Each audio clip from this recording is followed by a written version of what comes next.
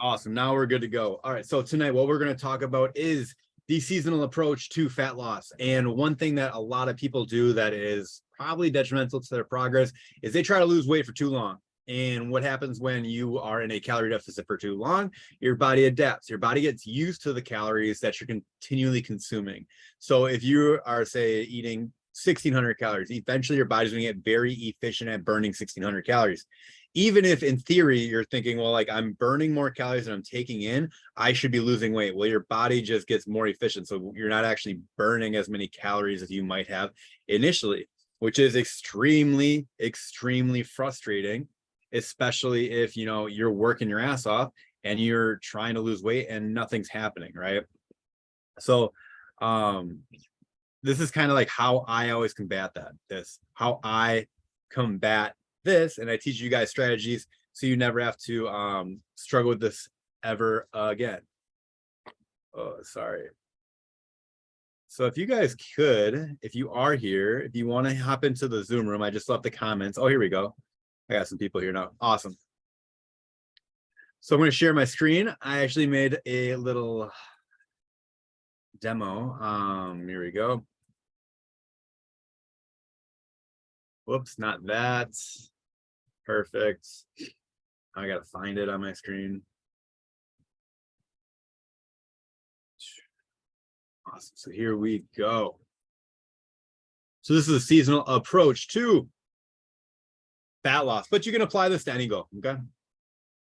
Present. Awesome, awesome, awesome. I'm gonna move this down here. Hope that looks good. All right. So the seasonal approach, all you need to know to keep hitting your goals. So in theory, your goals. Oh shoot. Hold on one second. I'm sharing the wrong screen. I'm the worst when it comes to technical difficulties. There we go. There we go. Now we're cooking. All right. So the seasonal approach, all you need to know to keep hitting your goals, not hitting plateaus, keep things progressing forward and working for you so you don't get frustrated, so you can see the changes in your body. All right. So we always have an in season. And I always want to start by teaching you guys what an in season looks like, because this is where 90% of people start. This is not where people start who work with us. This is not where I start with people. This is not where I start for myself. This is not where I'm starting with my wife. And I'm obviously going to give my wife the best possible direction in the world because I want her to have nothing but success, right? Naturally, I want that for everybody, but I'm obviously going to give that to her over anyone. So if you don't trust me, go talk to Kayla. Tell her, be like, hey, did I put you in a calorie deficit right away? And I did not. So in season is your active pursuit of your goals. And the reason I put a football here is because you got to take a page out of the football playbook, okay? The reason I love football so much is because it's one of the few sports that still has seasons. Youth sports are blending seasons constantly. You know, you go for basketball, they have basketball during basketball season, which is winter, and then they have AAU, and then in between they have tournaments. So, and then between that they have like camps and stuff like that. So you can play basketball 365 days a year, every day of the week. I don't love that for multiple different reasons. Same thing with soccer. You have your club soccer team, then you have your high school soccer team, and then you have your futsal soccer league, and then you have your indoor soccer league, and it just never stops going, and you're constantly playing your sport. And that's like the easiest way to get injured. Well, same things apply when it comes to fat loss. Same things apply when you come to muscle building. Your body is always adapting, so you need to give it the stress that you need to change it. Cool. So in season, you're doing everything in your power to accomplish a goal. So if you have an in season for fat loss, you're doing everything in your power to accomplish your goal. You've prepared for this and have all the strategies in place. So when things don't go your way, you can still hit your goals.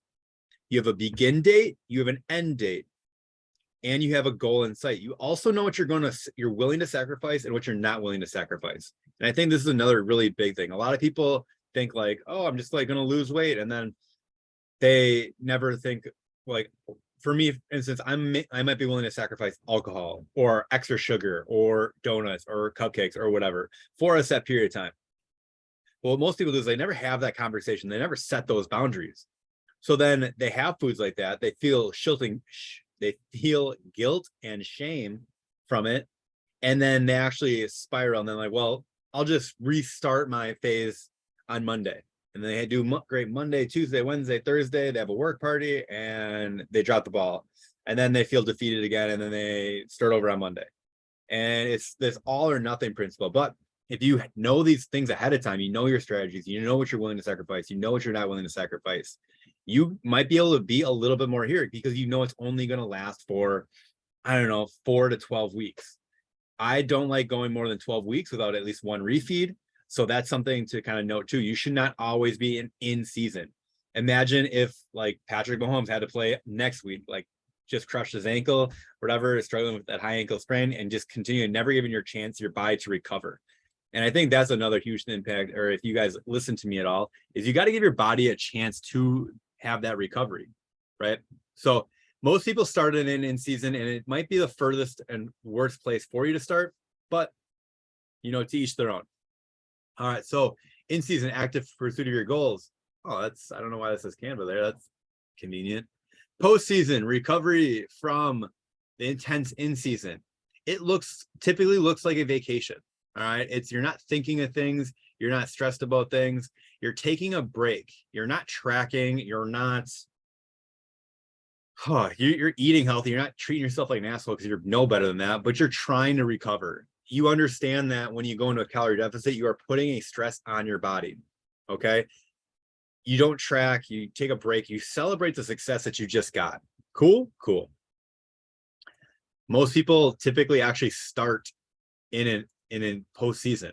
If you've been dieting forever and then you start with us, you might start in a postseason, which sounds crazy to some people, but you got to give your body a chance to recover. So in off seasons, where you fix all the shit that went wrong in season. So in season is active pursuit of your goals, and you're trying to lose fat, right? You're trying to tone up, get stronger, whatever.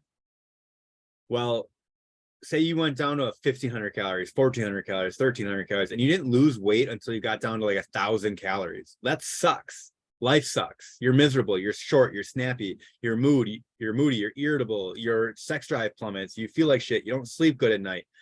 That sucks. You have to go and be malnourished basically to get to the point where your body's like, all right, I got to get rid of fat because I can't hold on to this stuff.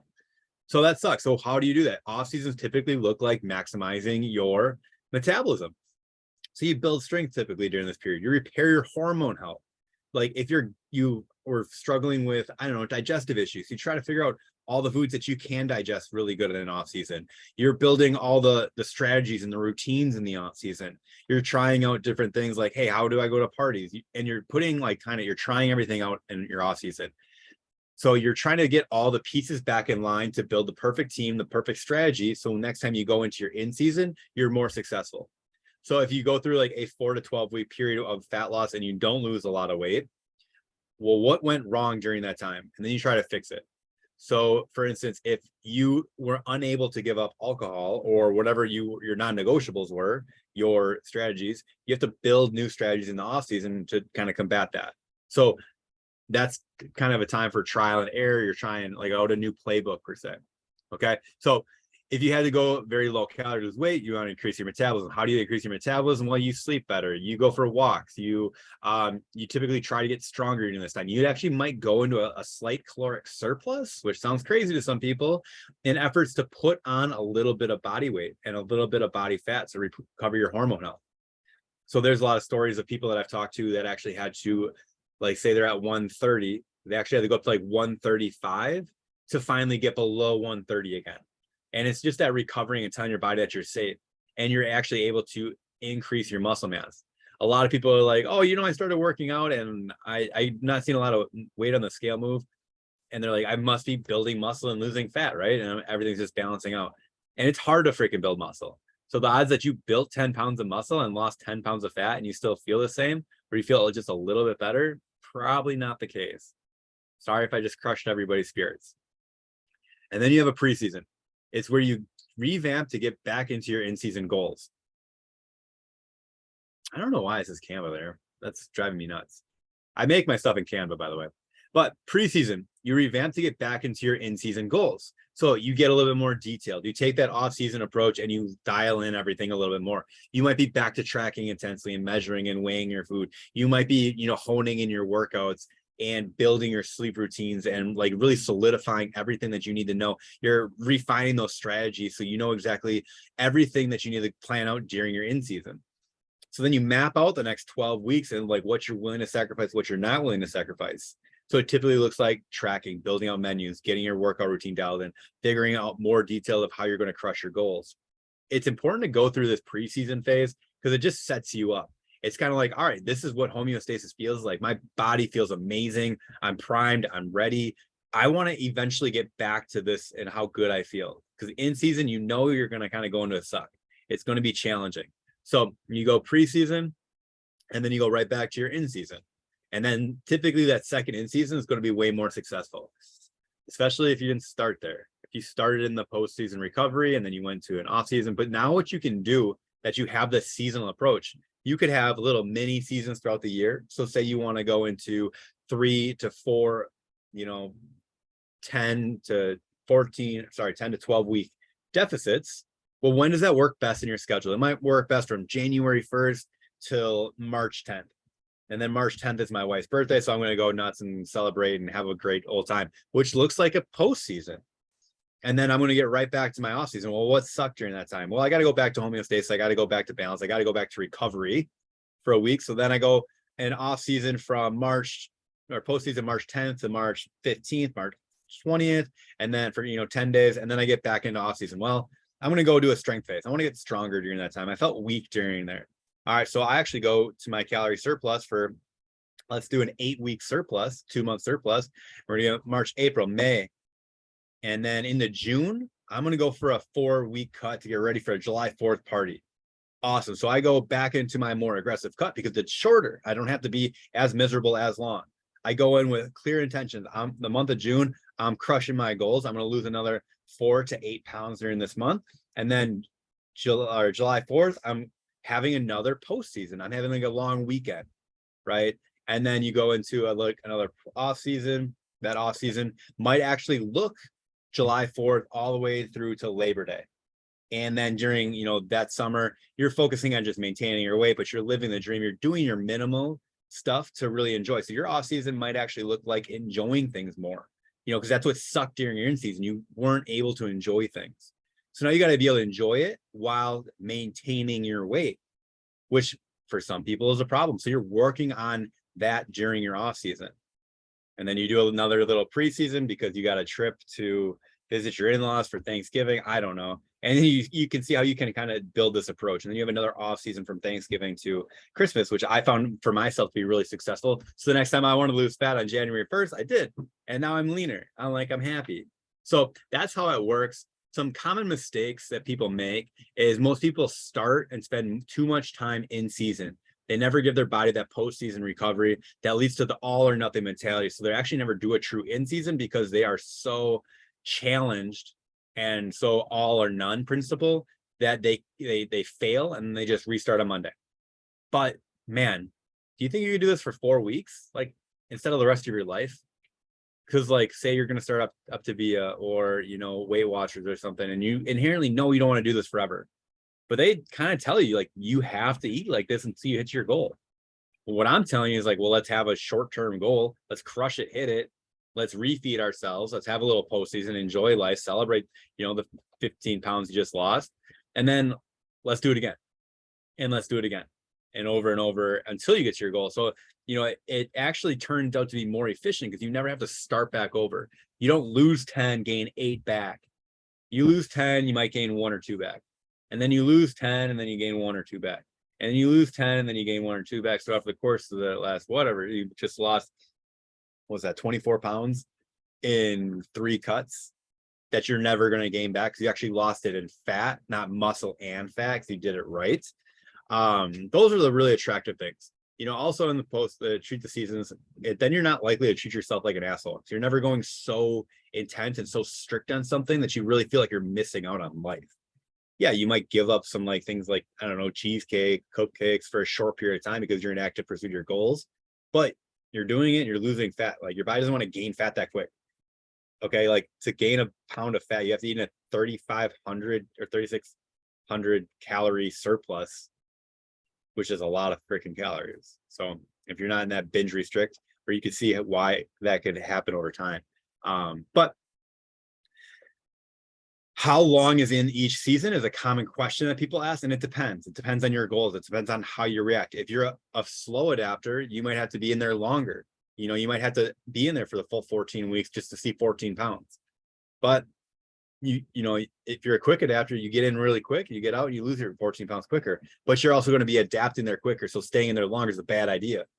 And so like it's very hard for me to tell specifics, especially for people, because we figure that out during the process with, you know, myself and my clients. I know I got to go into a more aggressive cut for a shorter period of time because my body adapts pretty quick.